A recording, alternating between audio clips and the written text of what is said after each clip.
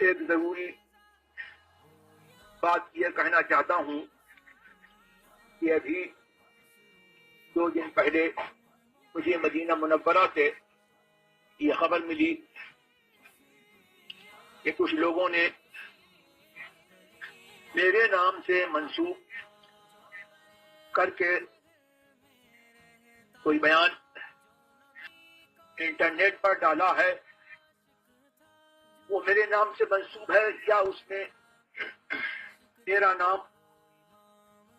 غیر ضروری طور پر، غیر ذمہ دارانہ طور پر دیا گیا ہے، اور اس طور پر اس بیان میں جو کچھ مندرج ہوا وہ ایک طرح سے مجھ سے منسوب ہو جاتا ہے. اس کا خلاصہ یہ ہے کہ کچھ لوگوں نے اس قسم کا کوئی بیان انٹرنیٹ پر ڈالا جس میں یہ ہے کہ الیاس قادری کو پادری لکھا گیا اور پادری کہا گیا اور پاتی کہا گیا. جنہوں نے یہ بیان دیا ہے وہ اس کے لیے خود ذمہ دار ہیں، اور مجھے اس سلسلے میں بڑا افسوس ہے کہ ایسے غیر ذمہ دارانہ بیانات میں لوگ میرا نام شامل کر لیتے ہیں اور میرا نام ذکر کر دیتے ہیں. میں اس قسم کے اس بیان سے اور اس قسم کے غیر ذمہ دارانہ بیانات سے بالکل اپنی دستبرداری ظاہر کرتا ہوں، اور میں اس حرکت سے خوش نہیں ہوں. اور ابھی تک میرے نزدیک الیاس قادری پر اور دوسری جماعت جو ممبئی میں ہے اس کے بانی پر، اس کے امیر پر میرے نزدیک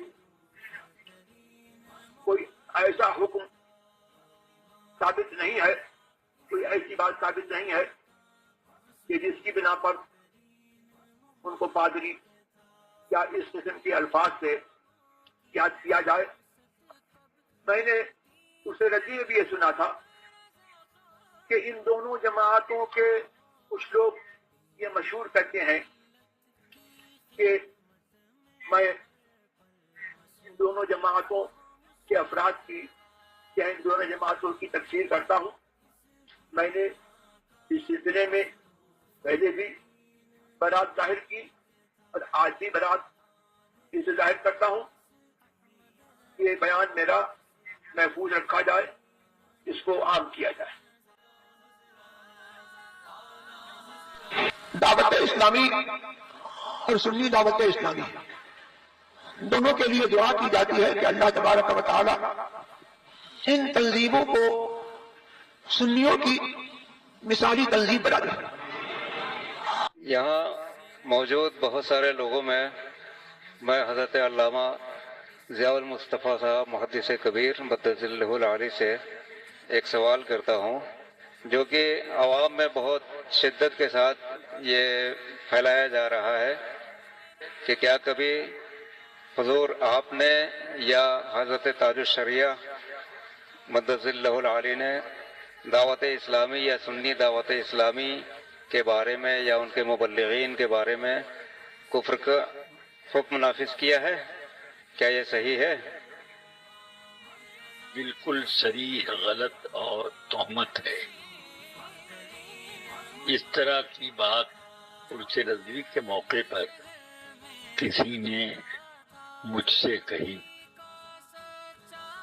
24 صفر المظفر کو رات میں جو جلسہ جامعۃ الرضا میں ہوتا ہے، اس گراؤنڈ میں بہت طویل عریض رقبے میں مجمع پھیلا ہوا تھا. میں نے وہاں پر اپنی تقریر کے دوران اس بات کی صراحتاً نفی کی کہ میری طرف اس طرح کی بات منسوخ کر کے کہی جاتی ہے، آج مجھے معلوم ہوا۔ میں نے نہ تو دعوت اسلامی اور نہ سنی دعوت اسلامی کو کبھی کافر کہا، نہ کافر کہنے کا کبھی کوئی تصور کیا۔ میں علامہ اظہری صاحب کے بارے میں بھی میں نے آج تک کبھی ان سے اس طرح کا کوئی جملہ یا اس کا ہم معنی جملہ نہیں سنا۔ پھر بھی میں اس پورے مجمع میں حضرت تاج الشریعہ علامہ اظہری صاحب مدد اللہ العالی سے یہ عرض کر دینا چاہتا ہوں کہ میں نے تو کبھی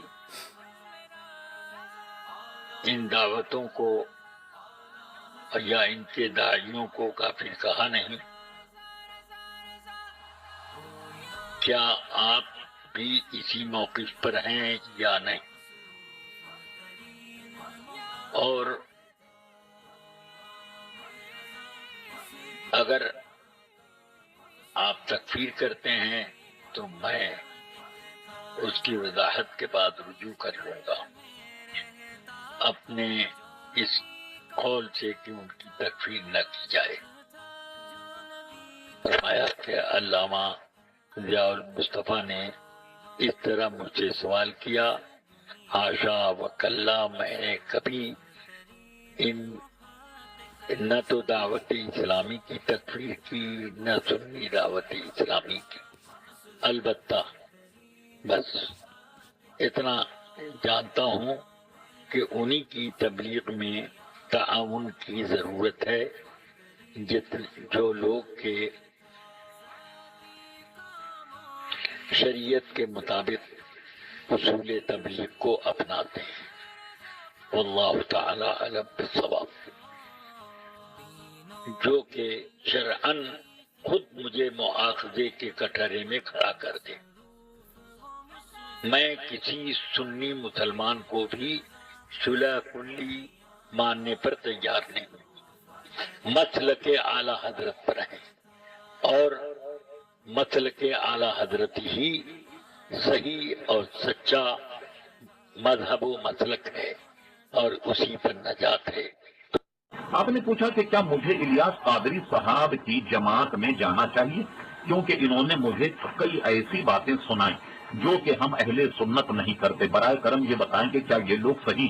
الیاس قادری صاحب کا تعلق اہل سنت و جماعت سے ہے، لہذا وہاں جانے میں کوئی حرج نہیں، بالکل آپ جائیے اور گویا وہاں جانے کے بعد ان کے اجتماع سے فیض اٹھائیے۔ اور رہا یہ مسئلہ کہ انہوں نے بعض باتیں آپ سے ایسی کہیں کہ جو اہل سنت نہیں کرتے، وہ تفصیل اگر آپ بھیج دیں تب ہم یہ بتا سکیں گے اس میں کون سی بات جائز ہے، کون سی ناجائز ہے یا سب جائز ہیں۔ دعوت اسلامی سے متعلق علماء اہل سنت کا موقف کیا؟ کیا آپ کی ملاقات مولانا الیاس قادری صاحب سے ہوئی؟